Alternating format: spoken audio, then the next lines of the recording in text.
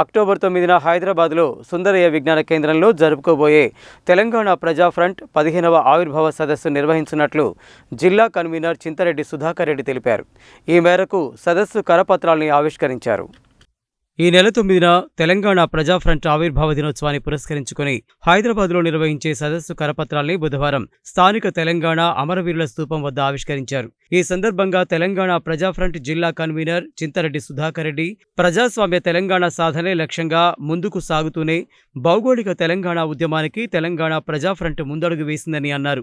ఉద్యమ కాలంలో అనేక ఒడిదుడుకులు ఎదుర్కొంటూ నిర్బంధాలను సైతం ఎదిరిస్తూ తెలంగాణ సాధించే వరకు తెలంగాణ ప్రజా ఫ్రంట్ రాజీలేని పోరాటం కొనసాగించిందని తెలిపారు. ఈ నెల 9 హైదరాబాద్లో సుందరయ్య విజ్ఞాన కేంద్రంలో తెలంగాణ ప్రజా ఫ్రంట్ 15వ ఆవిర్భావ దినోత్సవం సందర్భంగా నిర్వహించే సదస్సును విజయవంతం చేయాలని పిలుపునిచ్చారు.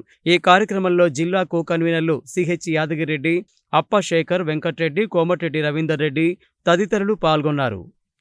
తెలంగాణ ప్రజా ఫ్రంట్ 2010 అక్టోబర్ 9వ తారీఖు వేలాది మంది తెలంగాణ ఐక్య కార్యాచరణ కమిటీ, తెలంగాణ సాంస్కృతిక సమాఖ్య లాంటి అనేక సంస్థల ఆధ్వర్యంలో ఆనాడు Red Hills Maruti garden function హాల్లో ఆవిర్భవించింది.